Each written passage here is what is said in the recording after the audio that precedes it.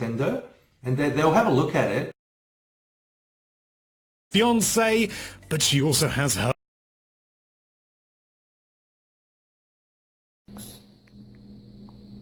Try to fix this issue.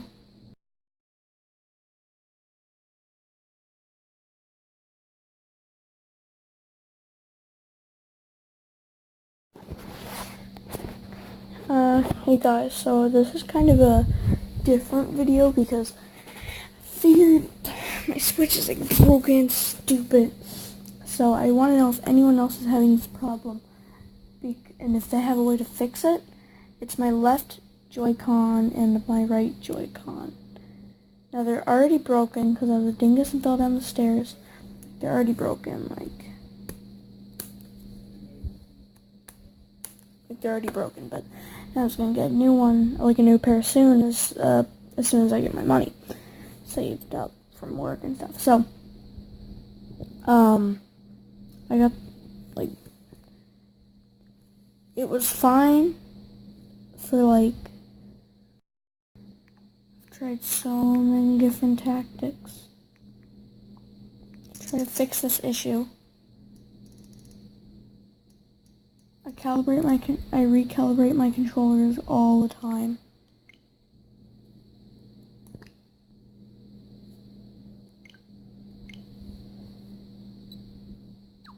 Like, there's no issue here. It's not doing it here.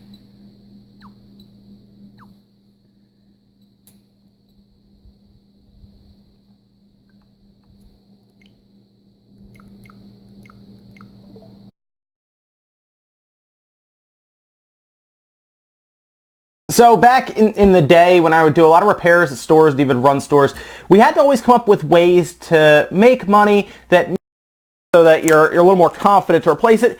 And if you've already replaced your old Joy-Con controllers and they're sitting in a drawer, for the price of one of these, it's worth even taking a shot, as you might be able to revive a $50 controller with just this little part here. So the biggest reason why I think you can probably do this is, I mentioned 360 controllers earlier. Those joysticks are actually soldered to the board, and I could show you how to replace one of those as well down the road if you want, but that is a bit more advanced. It's really frustrating at times, because sometimes all the little pins you got to do, one of them isn't desoldered completely, and you got to push on and force. That's a whole thing. I replaced those quite a bit back in the day. What's great about a plug-in joystick is that you don't have to do any soldering. It just plugs in with that ribbon cable. And from what I've seen, these are interchangeable. So this work with the right or the left. A lot of listings will have that kind of put in the description, so double check that before you buy one of these to make sure it'll work for either one, but I believe all of them do. So you do need a tri-tipped screwdriver, which I have here for myself as usual, and then you also need a Phillips head screwdriver, which I also have. And we're going to start by opening this up. Now, if you watched the tutorial I did for changing out the metal locks, I told you guys before you want to be very, very careful when you remove these back screws. It is no joke, and you can strip them. So I recommend taking your time when you remove these, kind of give it some nice pressure and slowly turn. If you feel the screwdriver start to slip, back it out immediately, okay? And then come back to it and try again. Do not keep pushing and forcing. You will grind away at the center of the screw and it will no longer grip. So don't get too crazy with it. If it's not pushing, basically you're trying to break the screw free, and if it's not cooperating with you, kind of back it out, give it a second, and then come back and try to unscrew it. Fortunately, these ones, because I've already done it, they're pretty easy to get out. So I'm going to go ahead and unscrew these 4 screws, and then we'll open it up. All right, we got the screws out. Sometimes it's a bit sticky around here because different models will actually have a little bit of glue even in there sometimes, like a little sticker to kind of hold it down. Once you open it up, you want to open it up from this side. Okay, so the railing is over here. You want to open it up from here because, of course, you have ribbon cables on this side here. Here's the beauty, we don't have to take these ribbon cables off to get to the joystick. So if you're concerned about these, don't be, just kind of set it down, okay? You don't have to rip this off or anything, just kind of leave it there. We do have to pull this battery out though, because there are screws underneath of the battery. So it does give you a little window here to kind of grip it. And we don't want to use anything metal. You can use plastic if you would like you could use like a business card, or you could use like an old credit card if you'd like. You can also just use your fingernail and kind of just jam it in there and pull up, and you'll actually start to kind of loosen it. Like mine popped right out because there actually wasn't that much of a sticker out here. It's actually at the bottom here and then one at the top. So if you kind of come from this side, you can actually peel it up, and there you go. This guy is just going to sit over here. You can unplug it. You also don't have to, but if you unplug it, it will at least pull battery or at least power from this. However, you can also just kind of leave it hanging off. But if you'd like to, it does just kind of pull up carefully and it'll pop off. This connector just pushes right back down into that socket. It doesn't like slide in or push in like ribbon cable. It just kind of pushes down onto that. So it's actually very, very easy to put back in. And then we have a few screws here to take out. This is the plastics that actually covers up where the joystick is. So you take a Phillips head, we unscrew these 2 screws, and then we'll pull this off. You also have one more screw down here. So on this one, you do have to unscrew this one as well. There's 3 technically. So let's get that guy off. And then this might be the most challenging part for some people. However, they did at least give us a lot of slack for this. So let me go ahead and just turn this over and get these screws out of the way. They're all the same size, so we're good there. This is the button here for, of course, our ZL or ZR. It'll be different on either one. And it actually plugs into the board right here. So here's the thing, you technically don't have to unplug that if you're not comfortable with it, because of course it's long enough to where you can just kind of move it over here, but it will give you more room to work if you do unplug it. And how do we do that? Well, on the back, you'll see easier when I free this. Right there. And that's just acts as kind of a barrier to keep as much dirt and dust out as it can. But at this point, we are able to now put the new joystick in, which we will do. And then we can start plugging things in and closing it up. As you can see, it kind of fits in. And you want to put this, obviously, under this ribbon cable that we have now moved for the minus button. And then we're good to go. Let me get that screw out of there. And we'll be able to put this guy back in and start closing it up. I want to point out one other thing that might kind of get away from me here. This button up here, this is of course your R or L, depending on which one we're working on. It's spring-loaded, and at this point, because we have removed this plastic, it's actually able to be freed. So if you're working on this and this comes off, it's very possible that you could lose that spring. You could technically, when you get to this point, just take this off if you don't want to deal with it.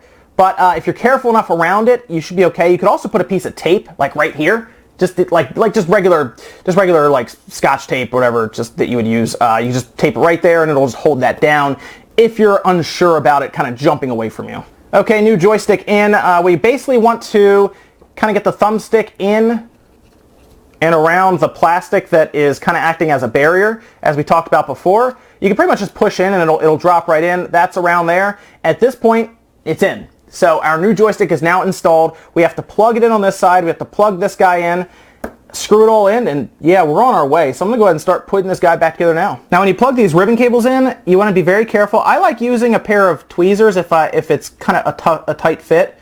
And essentially you want to make sure your tab is up on the other side if it's pushing in from the side here. So you have the black tab on this side, that's up right now. This just kind of pushes into the opening carefully. It doesn't have to go all the way in. You just need to make sure it's at least in contact. You press that down and it'll pretty much seal it. So that's actually in there now. A couple screws and our Joycon joystick is installed. Something else I want to point out that might trip some people up. When you're going to plug your, this is what, ZL in this case, you're going to have this ribbon cable here that kind of is twisted. You're not really sure which way it goes in. You want to have those pins in the upright position so you're looking at them. Okay, like on here, so there's 2 different positions. You can have either the contacts pointed up while you're pushing in, or down. You want to actually have this cable pointing up for those contacts. It seems kind of weird because you're looking around and seeing all of them in the opposite way, but that's just the way Nintendo designed this Joy-Con for whatever reason. So you want to just have that with the clip, again, in the up position, and it'll just slide in on the outside there with the contacts facing up. So here's where I am now. I still have to put in these 2 screws. However, if I really want to, I can actually plug this battery in at this point, just kind of fold it over, and then I can just test it if I'd like to, because everything's screwed in, nothing's going to fall out from here, and I can actually turn my switch on and test this joystick if I'd like, and then any other buttons, top or bottom, if I just want to make sure everything's plugged in correctly. If it is your first time doing it, I actually recommend that. That way you don't have to go back through the steps of unscrewing these back screws that may have been a real pain for you to get out. So that's what I would do if this is your first time. You're not going to hurt anything by just kind of folding this over with the battery sitting in there and plugged in, and you just grip it obviously and move it around just to make sure. Alright, so battery's pressed in there. When we go to fold this back over, remember, you want these ribbons to be kind of bent like this. Do you see that? Where it kind of folds in. So it's not folding out, so you don't have these kind of sticking out like that, because otherwise you will close it on it.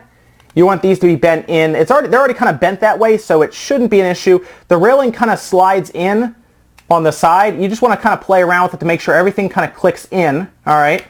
And then you'll be able to squeeze it closed, and you'll get a nice little click when that happens. And look at that, it's flush.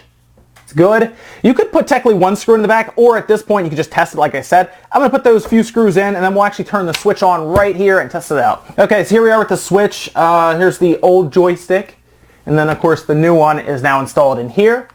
And you can see it kicking around pretty well right now. But let's go down to settings. Everything looks good on the calibration front because we can calibrate our control sticks. We can make sure it has a good center point, which it does. We can move it around, of course, and just make sure it resets the center. There we go. Look at that. Looks good. Sometimes when you're, if there is drift, you'll see it slightly, you'll be like that, right? You want it to have these lines all lit up right there. This one looks to be doing that.